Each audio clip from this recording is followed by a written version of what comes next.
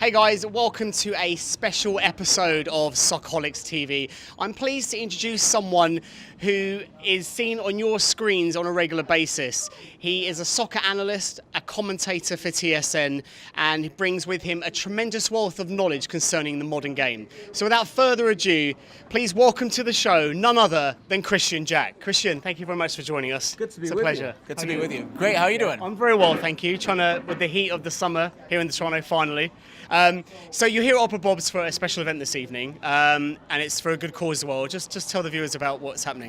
Yeah, it's a great cause. We've done a number of events here before. It's for Football for Good. The Football for Good guys. A good friend of mine, Adrian Bradbury, is in Uganda, and so he's from Toronto. He took his whole family over to Uganda to start this Football for Good academy over there, and I'm just so proud of what they've accomplished. And I've known Adrian for a long time, and whenever we put these events on, I also do a tournament at the end of the year, every year, an annual tournament where we get 16 to 24 teams on the pitch for a day and just have a great time. And that's the key for tonight, just have a great time again, and people don't even realize that eventually those kind of money just goes straight there, and that's what's so special about it as well, Ben, is that 100% of the proceeds go straight over to Uganda, and we know that it makes a big difference in these people's lives, and it's all around the sport that we love. Yeah, that's it, exactly. We've got a few minutes before the evening kicks off. Should be hopefully a big crowd tonight. I thought it'd be nice to get to know you a little bit better, and also the viewers as well, because there isn't much about you on the internet, surprisingly enough. So what is it that kick-started your career to becoming a sports analyst, to become a commentator and sports analyst for the beautiful game? Yeah, well, I mean, I, like yourself, obviously grew up in the UK, in England, and always wanted to be involved in the game and played at pretty high level, and then eventually realised that I wasn't going to make it. And it's like I've always had a desire to be in journalism, and that was a desire for me from a very early age. Some children don't even know what they're going to be until they become an adult, and I was quite fortunate that I love to write and combine it in sports. I was sport mad when I was a kid, not just in football, but in so many other sports. You know what it's like, that country just loves sports in every aspect. So I was fortunate to cover a lot of the sports that way, and then realised that that football was the main sport. Went to university in Central Lancashire, graduated journalism school, and that was a great place to be in the northwest of England. You know what that's like. There's so many different football clubs at different levels, right from the Premier League, and my hometown team at that point was Preston North End, managed by David Moyes. So there's a lot of stories there. So I did that for a number of years, and then gave it all up, came over here, and I guess the rest is history a little bit. Yeah. So people see you, as I said, mentioned on TSN. Can you tell us through a rundown of what a typical day is like for you, and how you prepare for your weekend gigs? Yeah, I mean, I guess I prepare every single day, even though we don't have a show every day. Although the last few years has been very busy. We've been averaging probably a show every 3 days. We're getting over 100 shows a year, which is an absolute thrill, a joy to kick the ball around with everybody in Canada, and just to watch the sport continue to grow is an absolute pleasure. We play a very, very small role in making it grow, but we try and add some intelligence to the shows. And I guess to prepare for it is just consistently, Ben, is just being in the game, speaking to people, watching the games, creating my own opinion about the games is very important, not necessarily letting other people's opinions necessarily cloud my judgment.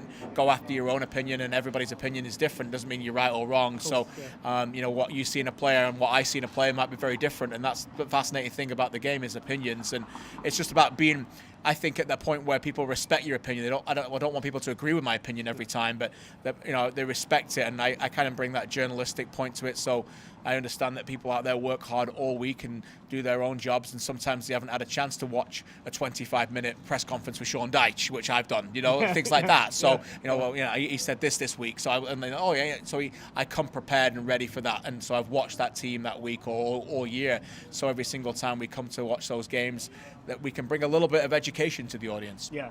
Okay, definitely. No, I agree with you. So today, as you're sure you're aware, marks one more week until the biggest tournament of the world, talking World Cup Russia 2018. Some question I want to ask you on that. A lot of surprise happening when the squads were announced for certain countries. I've made a list of a few players that have been left out. Were you quite shocked and surprised at some of the players? We're talking. We've got Lacazette, Benzema from France, Fabregas, Spain, Nangelin from Belgium, Icardi. Sané is probably the biggest one. Germany. Yes. He had a great season in Man City. Are you surprised at some of these players that didn't make it? I think the Sane one is a big one. I mean, we're here at a Man City pub, so I guess we'll give Opera Bob's and Man City a little bit of content, shall we? Yeah. Leroy Sane, when you have a year like he's had and played at a high level for Manchester City, and I think we have to understand here that the club game is now far superior than the international game. It wasn't like when we were children and we would watch the World Cup and think this is the pinnacle of everything. It is, of course, still the pinnacle. It is still the best thing to win in the sport, but the standard and quality week in, week out, or the standard of quality that you see on the field is superior in the club game than it is now in the international game. It's just a fact. You know, you're going to get these superstar players playing week in, week out, training week in, week out under world-class managers that you don't get in the international game.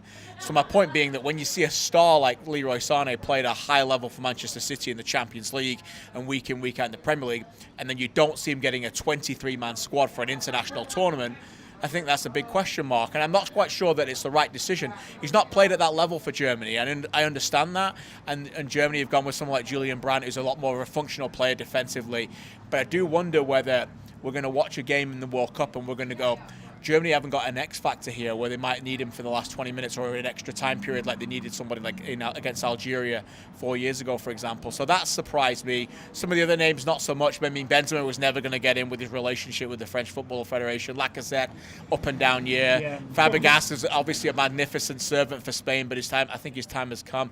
Morata is a shock a little bit because you always felt that when you look at the players who have been picked for Spain, Iago Aspas, Rodrigo, for example, you always thought that Morata, I thought, just had a little bit more quality than those players. But at the end of the day, you know, Lopetegui's gone with players on form, and Morata's not had a good year. So then that now leaves, so the next question is, with some of these tournaments that we've seen, and it's been proven in many years previous, a breakout player will just come onto the scene and just take the world by storm. And after the competition ends, it'll get snapped up by a ridiculous amount of money to a club. Who are the players that we should be looking out for that myself and regular viewers would not normally see on our television screens? Wow, what a question. I'll have to think about that as I answer it. But no, I will say this. I think that some clubs are smartening up to the fact that when they watch them under a very small sample size, they think it's no longer where, okay, he's done great at the World Cup, let's go spend a massive amount of premium figure on this player just because he's played well for his club for 3 weeks, you know, his country for 3 weeks. I think it's no longer like it was.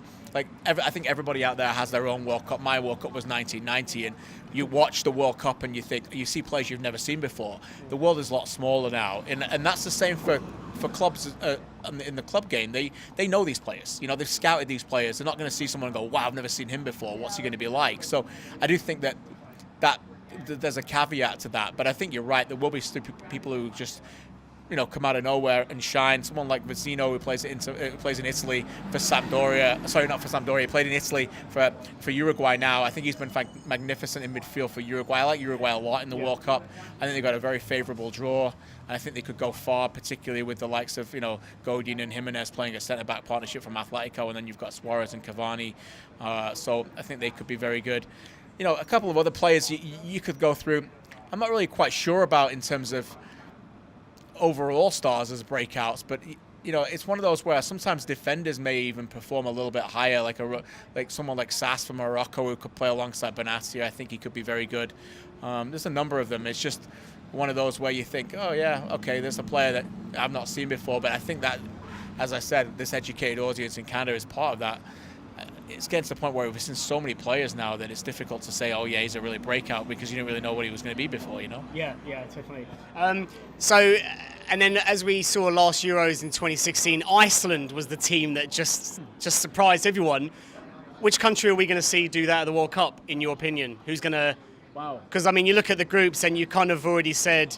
I've looked at the groups and said, okay, there's my top two, there's my two going through. Who's going to tell me who they are? Well, I mean, Who've you got in Group A? Whose group? I have to look at the things again. Is that Russia? Russia, yeah. Russia and you got Egypt and you've got Saudi Arabia and Uruguay. Uruguay and Russia, I would think, would be top two. I've got them as well. But I think England, Belgium. Everyone loves Egypt because of Salah. Yeah, but he can't. One man isn't going to make the game. That's what I think. It's not going to happen. I agree with you. England and Belgium, I think, I'll get through that group. Yeah. Panama are not a good side. we're English, we've lived through England Yes. against inferior opposition, not scoring until very late in the game, or getting 0-0s against Algeria, or late goals against Trinidad. You know, we've seen it all, right? So we're not going to say that they're going to go and destroy these teams, but I think comfortably they should get through that group. And then after that, the one thing about this English group, I know we're going all over the place here, but they seem a very different kind of group. They've not got a lot of egos about them. They're a younger group. They seem a bit more. I like Southgate. I've got a lot of time for Southgate. I've spent some time with Southgate in the past, and I think he's a tremendous man. Whether he's a great football manager, we'll find out, but I think he's done a good job in his selections. So I like that. I like Senegal. If you're looking for a team that might go on and be a team that could get to the quarterfinals, I think Senegal could be that team. Awesome. So Christian, now we've gone through the players, some breakout countries that you think will make a surprise. Surely you must have a clue now of who you think will lift the trophy, roughly. Yes. I think there's two teams that are considerably better than everybody else. And for me, it's Brazil and Spain. Yeah, I do. I think that the Brazilian team under Chichi are a very different team than they've ever looked before. And they might be the strongest Brazilian team in many, many years. Very, very difficult to break down. The key for them will be, can they make Neymar the sum of all their parts? If it's just Neymar and everybody else, I think they'll lose.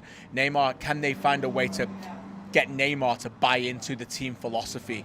Because 4 years ago, it was all about Neymar, and the pressure on him was immense because they relied on him so much. The team is far better now. It's a better team. The defenders are better. The organization in midfield with whoever plays there, Casemiro, Paulinho, Fernandinho, Renato Augusto, they're a very, very difficult team to break down, and I think they'll be really difficult to beat.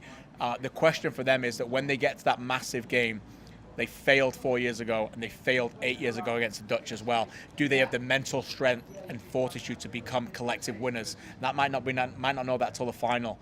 And Spain, I think, they've kicked on again, and I think they're the best team at the World Cup. I think they're the most talented team at the World Cup. They're different than they were 2 years ago. They've got arguably the best goalkeeper in the world. They've got Ramos and Piqué in defence. They've got the best defensive midfielder in the world in Busquets. They've got Isco, who takes over the game like he doesn't do at Real Madrid. You've still got Iniesta. You've got David Silva. Question marks about who plays up front, but I think there's enough goals across the team. So if I was to put money on a team to win it, it would be them. I'm smart. So I thought Germany would at least be in there. We'll see they've got a great squad. No, I understand the love-in for Germany because it's consistent, and you never ever bet against the Germans. They always find a way to deliver. I just think that there's a little bit too many question marks for them for me. Neuer is a massive part of that team, and he's going to play, but he hasn't played all year basically. There's question marks in defence again over Hummels and Boateng with their injuries. The drop-off, I think, after that is significant. Midfielders, there's been some players that haven't played who've been out of form for a long time. Khedira's nowhere near the level that he once was. Muller's been out of form for 2 years. Is Werner going to step up at a big tournament? Massive question marks. We may tick them all off by the end of the tournament and say, yeah, they won it again. I just will say that I don't think they're going to win it. All right, cool. And one more question, just because I thought of it now, because people don't know, and people will automatically assume that you are a TFC fan. But is that the club that you follow? Who's your club? Who do you support? My club is Aston Villa. Oh, wow. Yeah. Aston Villa. Who's in trouble right now, I hear. Yeah, massive financial trouble. I was born in Birmingham to a family of Villa fans. My parents were on the Holt End way before they decided to create me. So it was absolutely no questions asked. You are a Villa fan and that's it. So I've been a Villa fan forever. Went to Wembley in 94 and 96, the League Cup finals with them. And I've been an analyst on their games, and I've remained impartial, and it's good that people don't know who I am, but just for you and the camera, we'll tell you that no, I'm a Villa fan, and certainly not a Toronto FC fan, because that is my job to cover that team as an impartial broadcaster. Yeah. All right. Well, thank you very much, Christian, for joining us. Good luck with the auction tonight. I'm sure it's going to be a great event. Everyone's coming out for that. Well, guys, that's it for me. Thanks to Opera Bobs for having this event. Don't forget, we're on social media: Twitter, Facebook, Instagram. All details come up on your screen right now. Until next time, I look forward to seeing you for another great episode right here on Soccerholics TV.